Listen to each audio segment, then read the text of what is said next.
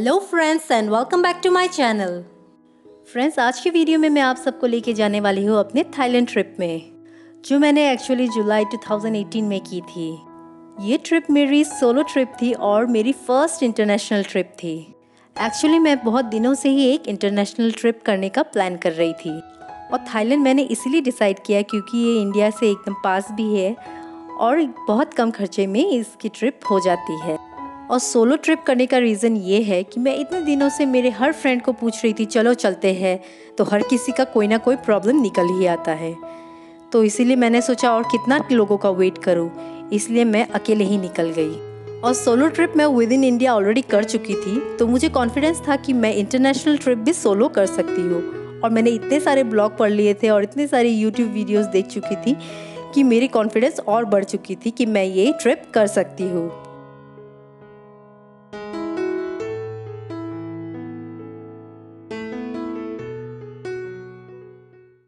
मैंने अपनी trip start की थी सिलचर से, जो कि असम में है, इंडिया के नॉर्थ ईस्टर्न रीजन में। सिलचर से मैंने कोलकाता के लिए दोपहर का फ्लाइट बोर्ड किया और मैं कोलकाता अराउंड 1.5 घंटे में पहुंच गई। कोलकाता एयरपोर्ट पहुंचते ही मैं इंटरनेशनल डिपार्चर्स में चली गई।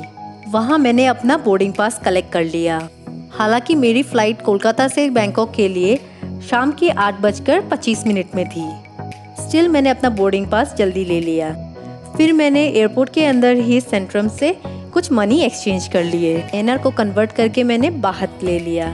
एयरपोर्ट में एक्सचेंज रेट बहुत ही ख़राब होती है, तो इट्स बेटर कि आप अपने डेबिट कार्ड या क्रेडिट कार्ड में इंटरनेशनल ट्रांजैक्शन एक्टिवेट करा ले और उसे ही यूज़ करें। इसके बाद मैंने इमिग्रेशन कर लिया। देन बोर्डिंग का टाइम आ गया तो फ़्लाइट बोर्ड कर लिया। क्योंकि मैं सिर्फ एक बैकपैक ही लेके गई थी, तो वो मेरी कैबिन बैगेज में ही आ गई। देन 2.5 घंटे बाद मेरी फ़्लाइट लैंड हुई बैंकॉक में, और बैंकॉक के टाइम जोन के हिसाब से अभी टाइम हो रही है 2:05। फ़्लाइट लैंड होते ही सब लोग भागते हैं इमिग्रेशन की तरफ, जिधर मुझे भी जाना था। तो फर्स्ट टाइम किसी इंटरनेशनल ट्रिप में जा रहे हो तो बिल्कुल टेंशन मत लीजिए। फ़्लाइट लैंड होते ही जिधर सब लोग भाग रहे हो, आप भी उसी तरफ जाइए, क्योंकि मैक्सिमम लोग इमिग्रेशन के लिए ही जाते हैं, सिवाय ट्रांजिट वाले। और बहुत सारे बोर्ड्स मिल जाएंगे ऊपर और साइड में इमिग्रेशन की तरफ डायरेक्शन शो करते हुए। थाईलैंड में हम लोग को वीज़ा ऑन अराइवल की फैसिलिटी मिलती है, तो मैं वीज़ा ऑन अराइवल लेने के लिए वीज़ा ऑन अराइवल काउंटर में पहुंच गई। यहाँ वीज़ा ऑन अराइवल की एक फॉर्म फिलअप करनी होगी और साथ ही एक अराइवल कार्ड, और साथ ही आपको पासपोर्ट साइज फोटोग्राफ भी लेके जाना होगा, जो आपको उसमें स्टिक करके देना है। इमिग्रेशन कंप्लीट होने में अराउंड 1 से 2 घंटे लग जाते हैं। यहाँ एयरपोर्ट में आपको मनी एक्सचेंज काउंटर्स भी मिल जाएंगे और लोकल सिम कार्ड के लिए दुकान भी मिल जाएंगे, बट बेटर है कि एयरपोर्ट से बाहर निकल के ही ये सब खरीदे। मेरी इमिग्रेशन ख़त्म होते होते लगभग सुबह के 4 बज गए, तो मैं बैगेज क्लेम बेल्ट के वहाँ गई और वहाँ इस टाइप के सीट्स रखे हुए थे, तो मैं इनमें लेट कर थोड़ी देर रेस्ट की।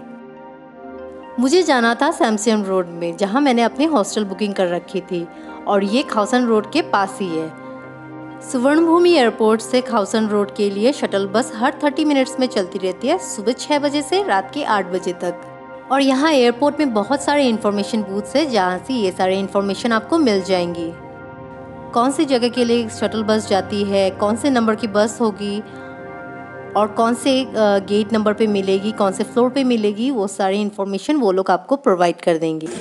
खाउसन रोड के लिए जो शटल बस जाती है उसका नंबर है S1, और वो आपको मिल जाएगी फर्स्ट फ्लोर गेट नंबर 7 में। मैं सुबह के 6 बजे वाली S1 बस में बैठ गई और पहुंच गई सैमसियम रोड, जो खाउसन रोड से पहले वाली स्टॉपेज है।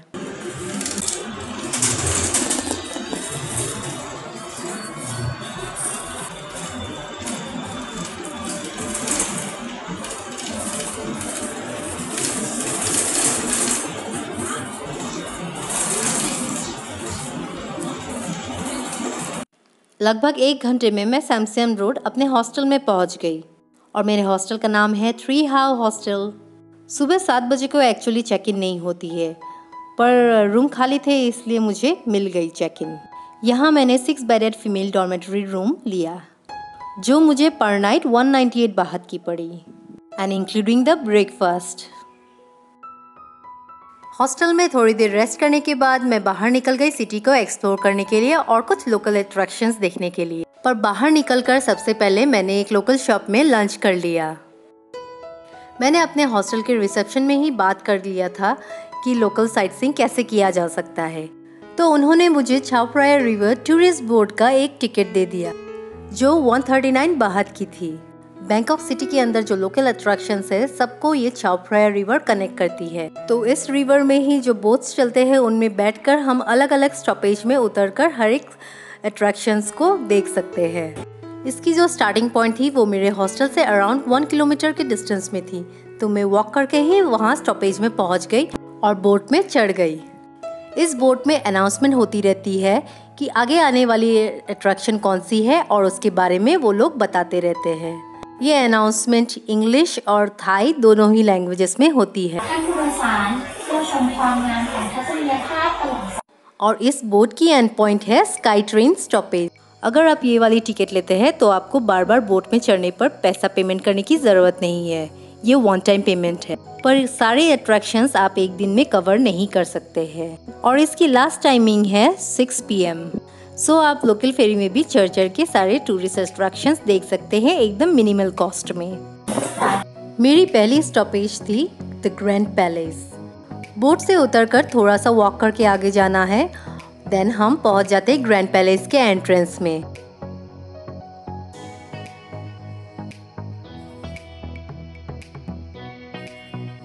ग्रैंड पैलेस की एंट्री फीस है 500 बाहत और यहाँ से हमें एंट्री करनी है। ग्रैंड पैलेस बहुत सारे बिल्डिंग्स की एक कॉम्प्लेक्स है जो बैंकॉक सिटी के हार्ट में स्थित है। ये पैलेस पहले किंग्स ऑफ सियाम्स की ऑफिशियल रेसिडेंस हुआ करती थी। ग्रैंड पैलेस सच में ही बहुत ग्रैंड है। ये इतनी बड़ी है कि इसे पूरा देखते देखते बहुत टाइम निकल जाता है। और यहाँ पे एंट्री करने का एक ड्रेस कोड है। लेडीज के आर्म्स और पैर दोनों ही कवर्ड होने चाहिए।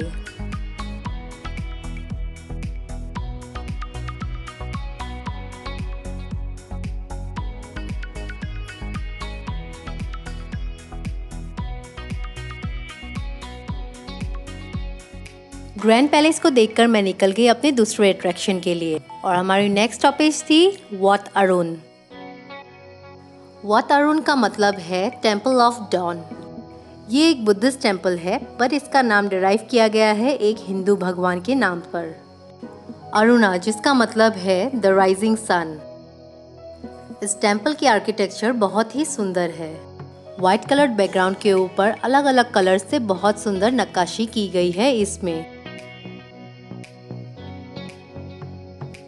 वाट अरुण के अंदर एक कैफ़े भी है जिसमें आप बैठकर चाय कॉफ़ी पी सकते हैं और कुछ खा भी सकते हैं। यहाँ बैठकर मैंने कुछ देर टाइम स्पेंड किया, देन मैं निकल गई अपने दूसरे अट्रैक्शन के लिए जो है वाट फो, जिसे the temple of reclining Buddha भी कहा जाता है।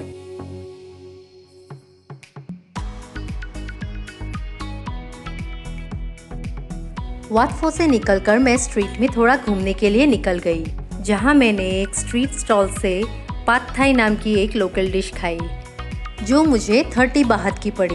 बैंकॉक में बहुत सारे स्ट्रीट फूड खाने को मिलेंगे और वो भी बहुत चीप रेट में।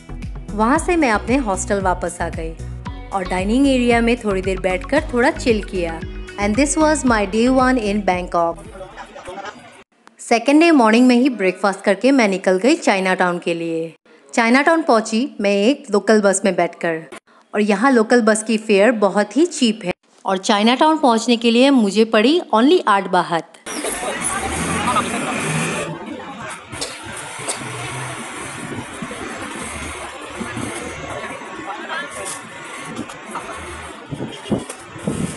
चाइना टाउन पहुँचते ही आपको चाइनीज़ वाली फीलिंग आ जाएगी। दिन में चाइना टाउन कुछ इस तरह दिखती है और चाइना टाउन फेमस है यहाँ के खाने के लिए। यहाँ खाने के बहुत सारे स्टॉल्स इधर उधर लगे हुए हर जगह दिखाई देंगे और बहुत ही चीप रेट में आपको बहुत सारे वैरायटी के खाने मिल जाएंगे। चाइना टाउन खाने के अलावा और भी बहुत सारी चीज़ों के लिए फेमस है। यहाँ लोग खाने के अलावा कपड़े, जूते, इलेक्ट्रॉनिक्स और भी बहुत सारी चीज़ों की शॉपिंग के लिए भी आते हैं। चाइनाटाउन दिन में तो लोगों से भरी हुई रहती ही है, पर इवनिंग टाइम को ये और सुंदर हो जाती है। इवनिंग टाइम में और भी खाने के स्टॉल्स खुल जाते हैं और चाइनाटाउन पूरे लोगों से भर जाती है। पर मैं चाइनाटाउन सुबह ही गई थी तो मैं दोपहर तक वहाँ से निकल आई थी। वहाँ से वापस आकर मैंने एक मसाज पार्लर में घुसकर फुल बॉडी थाई मसाज करवाई, वो भी सिर्फ 262 में। यहाँ बैंकॉक में जगह जगह मसाज पार्लर देखने को मिलेगी। थाई मसाज बहुत ही फेमस है और ये लोग इतना एक्सपर्ट होते हैं कि बच्चे भी इतना अच्छे से मसाज करते हैं कि आपने जो 262 खर्चा किया वो फुल पैसा वसूल लगेगा। मैंने बैंकॉक में 2 दिन में इतना ही किया था, पर इसके अलावा और भी बहुत कुछ है करने के लिए बैंकॉक में। जैसे कि फ्लोटिंग मार्केट जा सकते हैं, सी लाइफ बैंकॉक देख सकते हैं, Chatuchak weekend market, Bangkok national museum, Madame Tussauds, rose garden, Wat Ho Lampong, Safari World, Erawan Museum और खाउसन रोड, जिसे बैकपैकर्स का हेवन भी कहते हैं। और थाईलैंड में तो बहुत सारे स्काई बार्स भी है। सो सेकेंड डे रात को ही मैं नाइट सुपर लेके निकल गई एक आइलैंड के लिए, जो देखेंगे आप मेरे नेक्स्ट वीडियो में। So friends, stay tune to my channel. Friends, आप सबको मैं अभी कुछ टिप्स देने जा रही हूँ बैंकॉक घूमने के लिए। जब भी बैंकॉक में कोई टेम्पल या पैलेस विजिट करे तो डिसेंटली ड्रेस करे और किसी भी अट्रैक्शन को विजिट करने से पहले उसके ओपनिंग और क्लोजिंग आवर्स जरूर चेक कर ले। And to witness Chinatown in its glory, plan your trip during the Chinese New Year. हमेशा अपने साथ एक मैप कैरी करें and do bargain at the Chatuchak market.